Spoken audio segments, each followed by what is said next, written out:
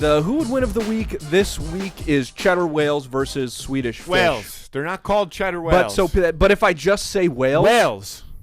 That's whales. what they're called. Whales, the cheddar cracker. Whales the cheddar cracker, not whales the whales versus Swedish fish. Swedish fish, perfect amount of gummy, I would say, because they're not too chewy. Yes, but they're really great. I actually like. I like a Swedish fish that's almost a few days old. I know, like it's a little bit harder, a little bit stale, yeah. Like kind or of a stale Swedish, fish. like the mini candies you'll get on like Halloween, the mini packs of like Swedish fish. Sure, you find one of those in the back of the drawer in like January. That's good eating. Yeah, it's been sitting there since the 31st. That's Alton Brown good eats, baby. Yeah, yeah. Swedish fish. Those are the kind of like. You got a cord tangled? Keep going. Those are the kind of candies or foods that are so impressive because when they're stale, it's like not a detriment. No. Like they're still good. It's just, it's different. It's like a different version. It's almost like cold pizza versus hot pizza. Like some day-old pizza's so good.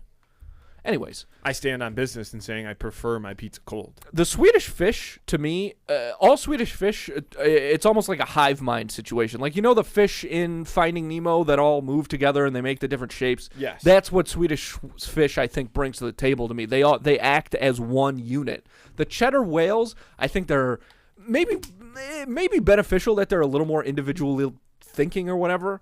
But also, when you're having these big battles, because this isn't just like a one-on-one. These are two foods where like it's a collective going against each other. It's two armies. So if you think about it in like a Sparta situation, again, I think Swedish fish all the way. And the crackers, they're crackers. And they're hollow, too. It's like the same way that goldfish are. Yeah.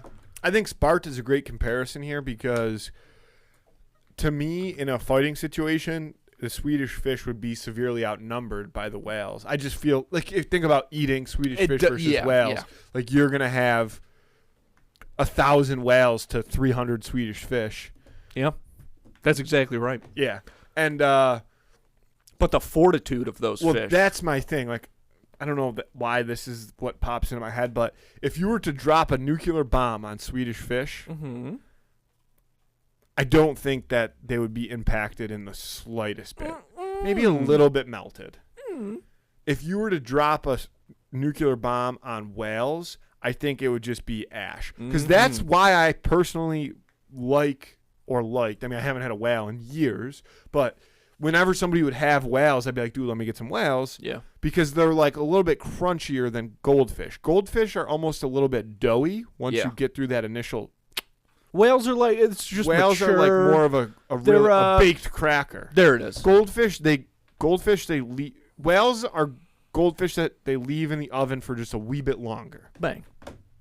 But I think that's detrimental to them in this fight because I think they're more brittle. Way more brittle. I mean, yes, just about everything is more brittle than a Swedish fish. But the one thing I will say against Swedish fish, as opposed to other gummy candies, the Swedish fish don't have that stretch, which is why I like them. Yeah. But that every time I get Swedish fish, I can't help myself but pull one because it gets like the white rips in it. It never goes as far as I expected to before because breaking. they will rip. Yeah. But once that area is exposed, it's extremely gummy and sticky.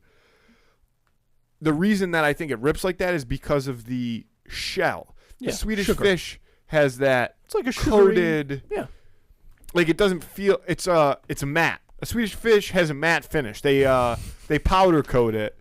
Before they put it in the bag. And the inside is like that bright fluorescent red when you rip it open or if you bite into it. But the outside is, like I said, matte. It's a little bit, it's a coated finish. And I think that works again to the gummies' advantage because if the hordes of whales were to penetrate some of the Swedish fish, I think that it would be like a bee sting situation almost where like, okay, it took out a fish, but it also died, and probably multiple of them died because you could get like multiple whales like dive bombing the Swedish fish, and they might kill that fish, but like 6 or 7 whales might get stuck inside the remains of that fish. Yeah, the whales are truly like they're an expendable force that you're only using to try and like you're just throwing bodies at these Swedish fish basically. And unfortunately, this time it's not going to work out for you. Yeah. Yeah. But to my original point, I do think they'd be quite outnumbered. Right, despite being outnumbered. Because like a bag of I would say we're not doing full size cases here. We're doing snack size. If you're packing a lunch, you get a bag of whales and a bag of Swedish fish.